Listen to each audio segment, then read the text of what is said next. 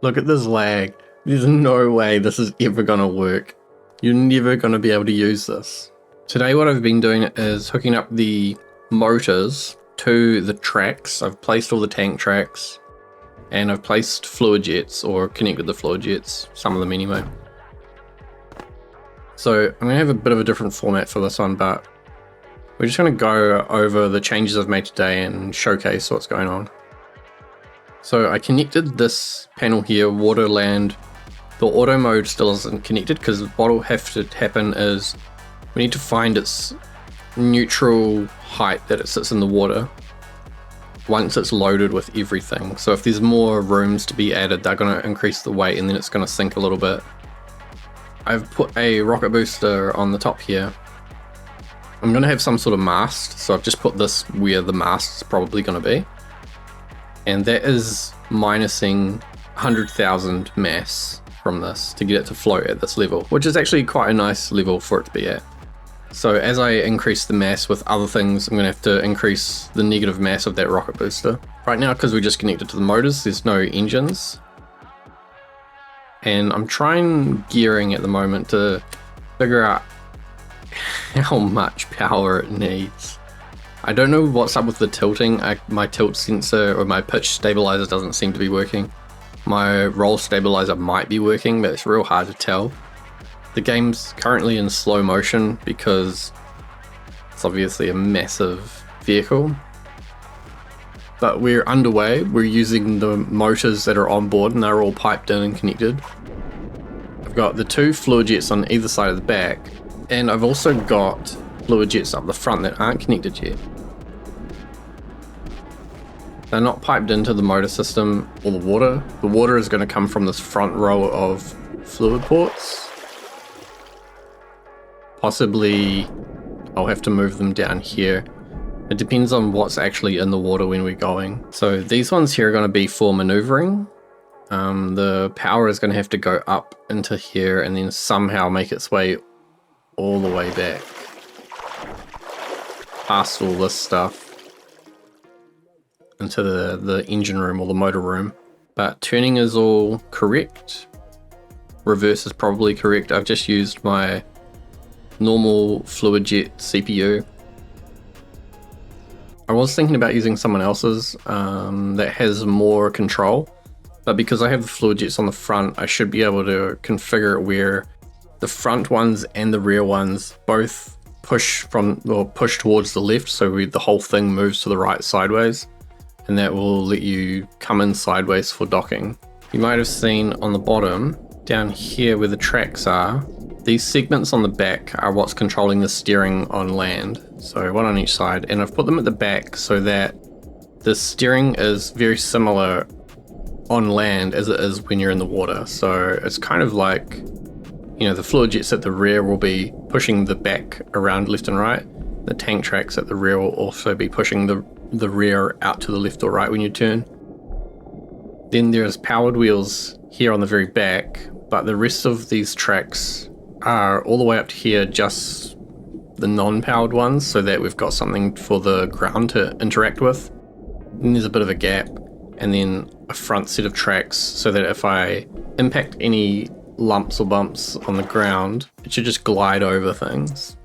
I need to lock out the steering on those rear tracks when it's in the water, but it's fine. I might also limit how far they can turn when on land, because I don't really think they need to turn the whole way. It's really cool to see this actually working. Finally actually working. So I'll probably have to figure out a way to leave the water mode engaged for a lot longer because it's such a long ship. We might as well be pushing with water as far as we can up onto land. I put this dial on here to see how fast I'm going. I didn't actually check it in the water, but 36 kilometers on land is what we're getting right now. So when we go over these little humps, like as this ramp flattens off, that's why I needed wheels along the whole middle section, because the actual track doesn't interact with the ground at all. I had a wheel on the front and a wheel on the back, and it would just bottom out on things.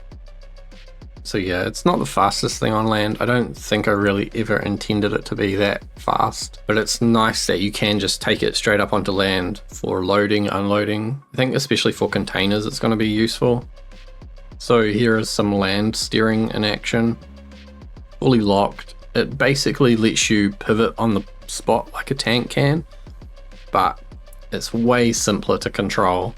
It also drifts a little bit, which is kind of fun, but yeah, it's just so much easier to control. All I've got in there is a powered pivot, and they're just directly connected to A and D at the moment. It's really nice actually that it controls essentially the same in water as on land. You don't have to change how you think about steering it, because you know the back's just going to swing around like it does in the water. It's got no brakes, so I don't know how fast it stops, but there's so many tracks on it. It should be a lot of friction. It should just stop. So trying to get away from the lag. JSI is still not the best place. I'm going to fish for that clam oil container. So I'm going to let this down and then attach a 4-meter rope to that, maybe a 2-meter rope, run it over to the corner. And I should be able to attach more from here. Obviously I'm right over top of that one.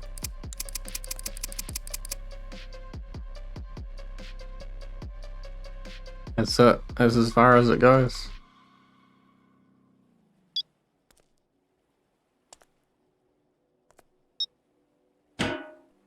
There we go.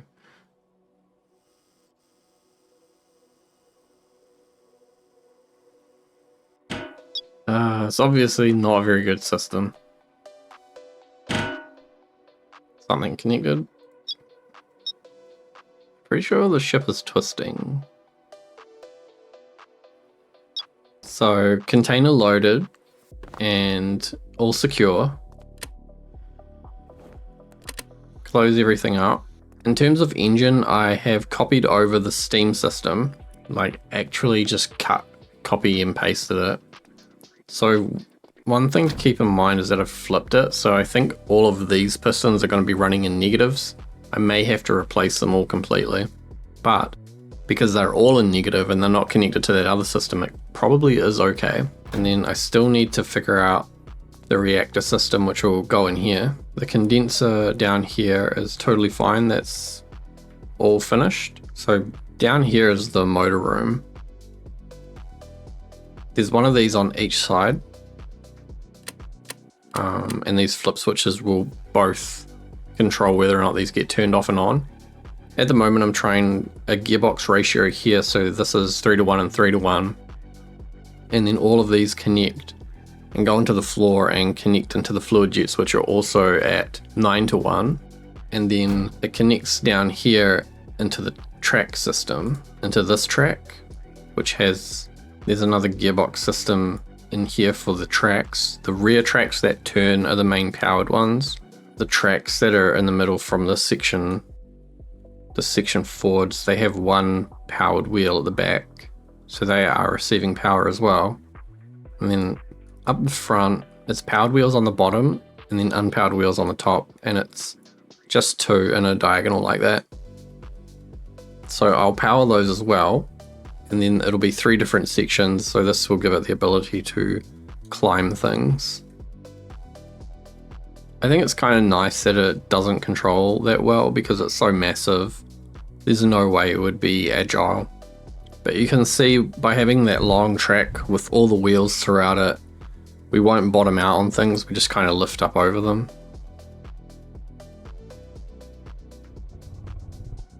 I've had vehicle damage on the whole time I've been goofing around with this. The only casualty has been the door on the back. So this track system, even though it's kind of weird, it's working pretty well.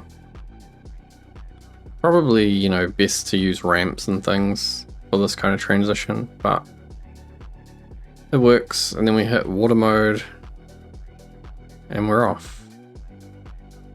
Let's see about getting some disasters. 62 kilometers in water and 32 kilometers on land. That's not too bad really, and what I was considering is that there's only 3 motors at the moment. I've only got 3 motors per side and they're totally independent. There's nothing down here that needs to be down here. The generators are the only things that are going to exist from this wall backwards, because beyond here is the steam system, so these generators could even go up the front, which means there's a lot of room to just add maybe 3 more motors on each side, and then I'll run a pipe that crosses over to the other side, so all of the motors will be connected and they'll all be outputting, you know, combined power. Okay, so what I'll end up doing is each reactor is in control of its side of steam pistons. So split down the middle, we have 2 reactors that control 20 steam pistons, but then all the generated electricity is combined and all the generated RPS from all the motors is combined.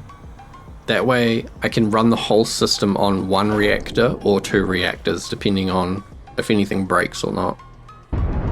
The Tornado can lift the ship up very easily because this whole ship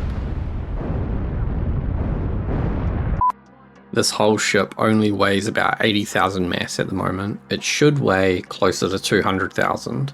So yeah, tornadoes are going to be a big enemy. So that's my progress that I've made today, bit of an update. This format seems to be a lot easier for me to make. I might try it again. I'll see you next time. Thanks for watching.